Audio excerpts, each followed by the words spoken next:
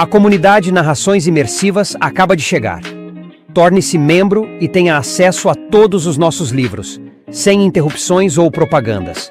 E em formato de MP3, ouça diretamente da nossa plataforma no Hotmart. Por menos de uma Coca-Cola por mês, você assina nossa comunidade e apoia diretamente nosso trabalho. Não perca mais tempo e venha curtir mais uma forma de ouvir narrações imersivas. Link para assinar a comunidade na descrição ou no primeiro comentário fixado. Fique agora com mais um episódio imersivo.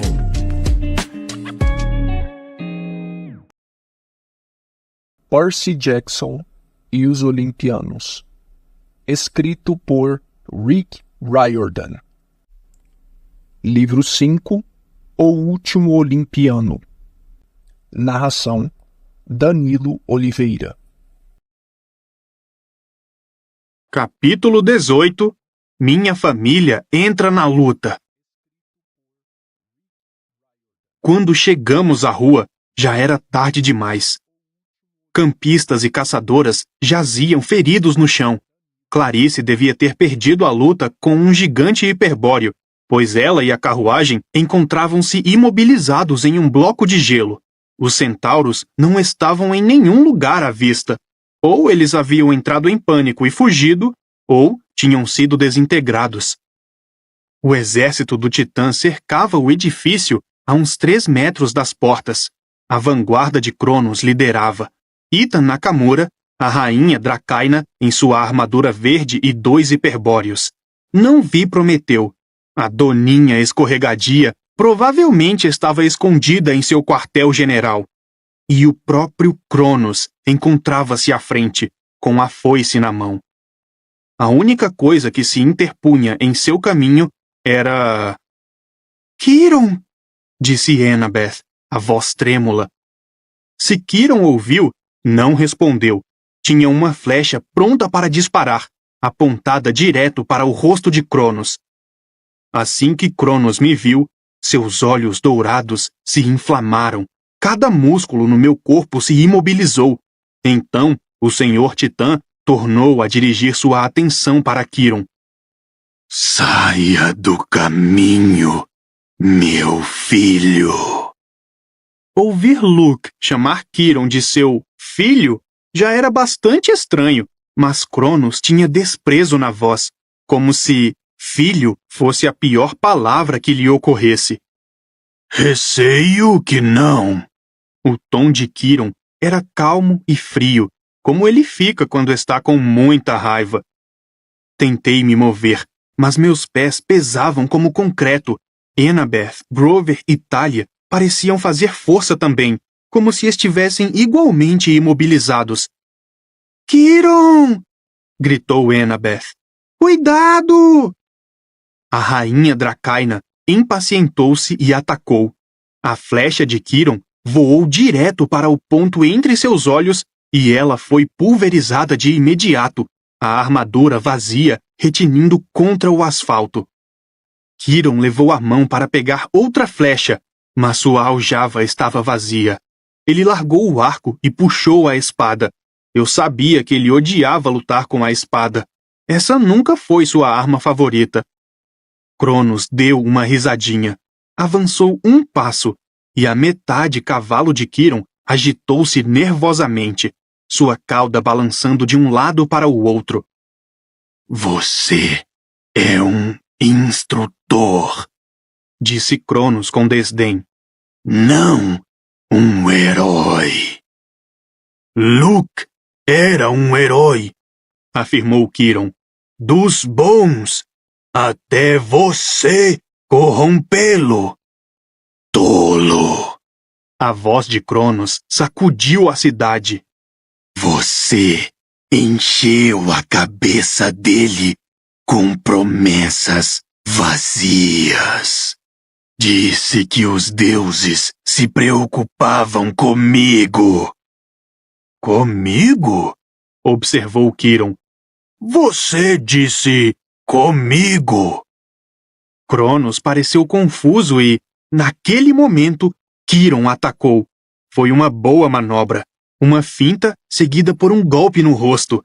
Eu mesmo não poderia ter feito melhor. Mas Cronos era rápido.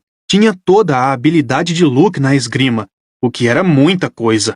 Com um golpe, ele arrancou a lâmina de Quirón de suas mãos e gritou: "Para trás!" Uma luz branca cegante explodiu entre o Titã e o Centauro. Quirón voou de encontro à lateral do edifício com tamanha força que a parede se esfacelou e desmoronou em cima dele. "Não!" gemeu Enabeth. O feitiço da imobilização se quebrou. Corremos para o nosso professor, mas não havia sinal dele. Talia e eu retirávamos inutilmente os tijolos, enquanto uma onda de risadas pavorosas percorria o exército do Titã. "Você!" Enabeth voltou-se para Luke. "E pensar que eu achava..." Ela sacou a faca. "Enabeth, não." Tentei segurar seu braço, mas ela se livrou de mim. E atacou Cronos. O sorriso presunçoso dele desapareceu. Talvez alguma parte de Luke tenha se lembrado de que costumava gostar daquela garota. Costumava cuidar dela quando ela era criança. Ela mergulhou a faca entre as tiras da armadura dele em sua clavícula. A lâmina deveria ter afundado em seu peito. Em vez disso, ricocheteou. Enabeth dobrou-se para a frente, agarrando o braço junto à barriga. O impacto devia ter sido forte o bastante para deslocar seu ombro ruim. Puxei-a para trás quando Cronos brandiu a foice, cortando o ar no local onde ela estivera. Ela tentava se desvencilhar de mim e gritava: "Eu odeio você!" Eu não sabia ao certo com quem ela estava falando, comigo, com Luke ou com Cronos. Lágrimas abriam caminho em meio à poeira que cobria seu rosto. "Tenho de enfrentá-lo", disse-lhe eu. "Essa luta é minha também, Percy." Cronos riu. "Quanta coragem! Posso ver porque Luke queria poupá-la. Infelizmente, isso não vai ser possível." Ele ergueu a foice. Preparei-me para aparar o golpe, mas antes que Cronos pudesse desferi-lo, o uivo de um cão atravessou o ar, vindo de algum ponto atrás de seu exército. "Au!" Era demais esperar isso, mas chamei: "Senhora O'Leary?" As tropas inimigas moveram-se inquietas. Então, a coisa mais estranha aconteceu. Elas começaram a se dividir, abrindo passagem pela rua, como se algo atrás delas as obrigasse a isso. Logo havia um corredor vazio no centro da Quinta Avenida. No fim da quadra estava minha cadela gigante e uma pequena figura de armadura negra. "Nico!" chamei. "Ruth!" A senhora O'Leary veio saltitando na minha direção, ignorando os monstros que rosnavam de ambos os lados da rua. Nico avançou a passos largos. O exército inimigo recuava diante dele como se ele irradiasse morte, o que, é claro, ele fazia. Através da viseira de seu capacete em formato de caveira, ele sorriu. "Recebi sua mensagem. É tarde demais para participar da festa?" "Filho de Hades." Cronos cuspiu no chão. "Você ama tanto assim a morte que quer experimentá-la?" "A sua morte estaria ótima para mim", disse Nico. "Eu sou imortal, seu tolo. Escapei do Tártaro. Você não tem nada para fazer aqui e nenhuma chance de sobreviver." Nico sacou a espada, quase 1 metro do maligno e afiado ferro estígio, negro como um pesadelo. "Eu discordo." O chão ribombou. Surgiram rachaduras na rua, nas calçadas, nas laterais dos edifícios. Mãos de esqueletos agarravam o ar à proporção que os mortos abriam caminho para o mundo dos vivos. Eram milhares deles, e, à medida que emergiam, os monstros do Titã iam ficando nervosos e recuavam. Mantenham suas posições, exigia Cronos. Os mortos não são páreo para nós. O céu ficou escuro e frio. As sombras se espessaram. Uma estridente corneta de guerra soou. E, enquanto os soldados mortos formavam fileiras com suas armas de fogo, espadas e lanças, uma enorme carruagem rugiu pela Quinta Avenida, indo parar ao lado de Nico. Os cavalos eram sombras vivas, modelados com a escuridão. A carruagem era marchetada com obsidiana e ouro, decorada com cenas de mortes dolorosas. No controle das rédeas estava o próprio Hades, Senhor dos Mortos, com Deméter e Perséfone atrás dele. Hades usava a armadura negra e um manto da cor de sangue fresco. No alto de sua cabeça pálida estava o capacete da escuridão, uma coroa que irradiava puro terror.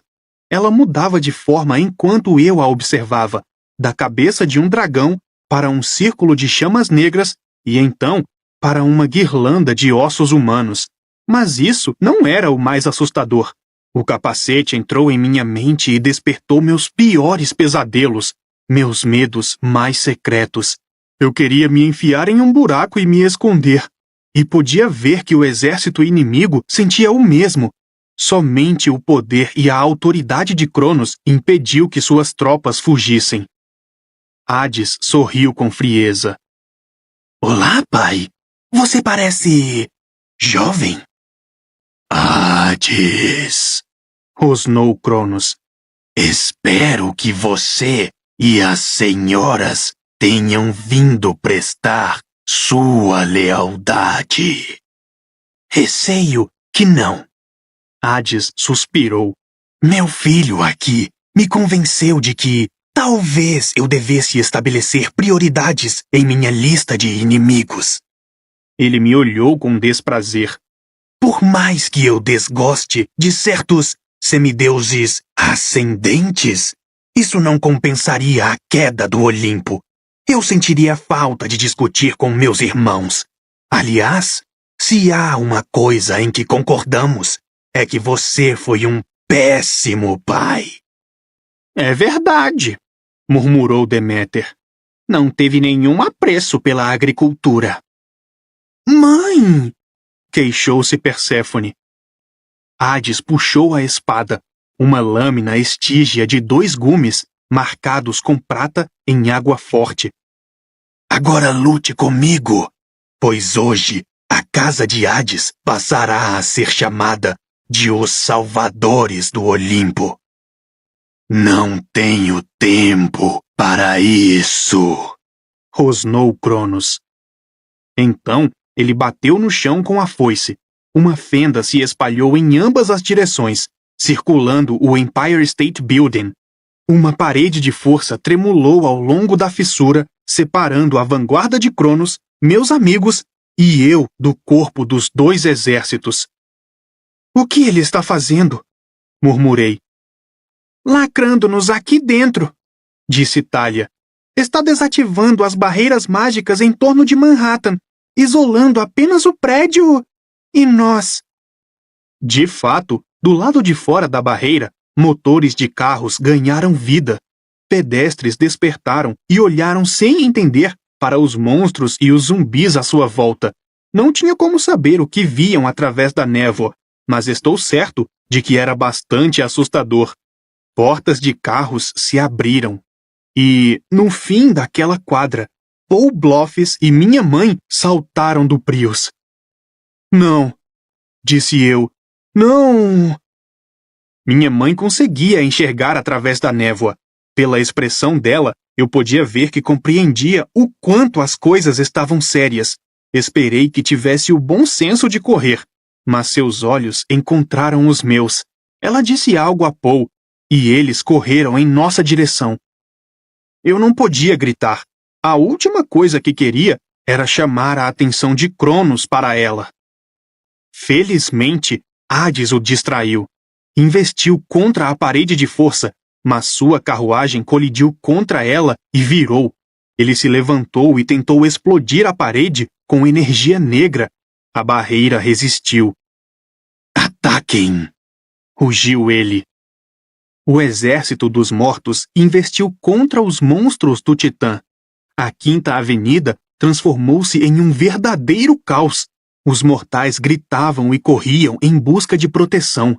Deméter agitou a mão e toda uma coluna de gigantes se transformou em um campo de trigo. Perséfone fez as lanças das Dracainai virarem girassóis. Nico brandia sua espada, abrindo caminho em meio ao inimigo, tentando proteger os pedestres. Meus pais corriam em minha direção, desviando-se de monstros e zumbis, mas não havia nada que eu pudesse fazer para ajudá-los. Nakamura, você me dá cobertura.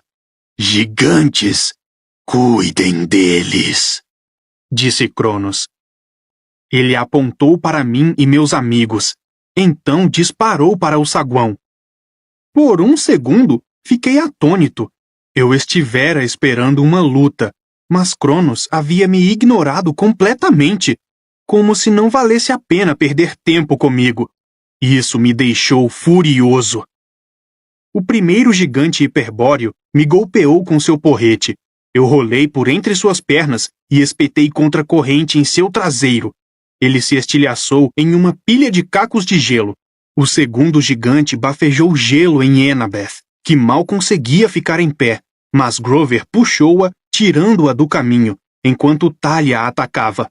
Ela saltou nas costas do gigante como uma gazela, deslizou suas facas de caça pelo pescoço azul monstruoso e criou a maior escultura de gelo sem cabeça do mundo. Olhei para fora da barreira mágica. Nico lutava, abrindo caminho na direção de minha mãe e de Paul, mas eles não ficaram esperando ajuda. Paul agarrou a espada de um herói caído e fez um trabalho bastante bom, mantendo uma Dracaina ocupada. Por fim, ele a espetou na barriga e ela se desintegrou. "Paul?" disse eu, assombrado. Ele virou-se para mim e sorriu. "Espero que tenha sido um monstro isso que acabei de matar. Fiz parte de um grupo de teatro de Shakespeare na faculdade.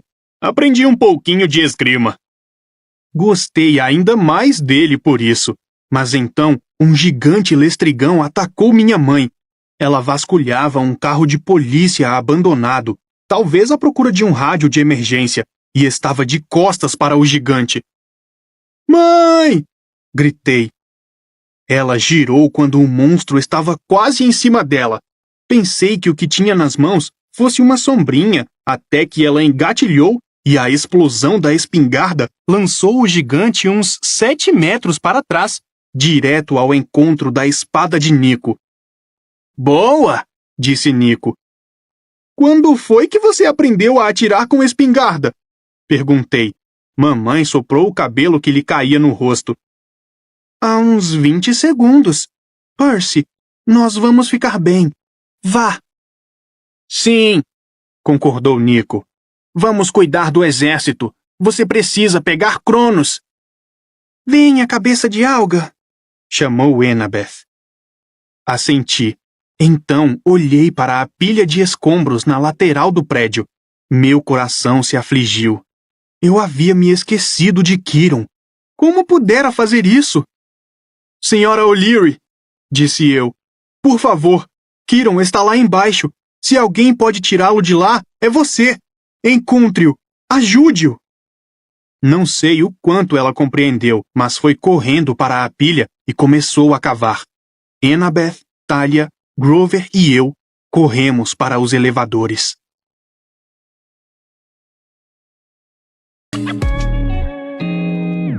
O canal Narrações Imersivas agradece por ter ouvido mais um episódio conosco.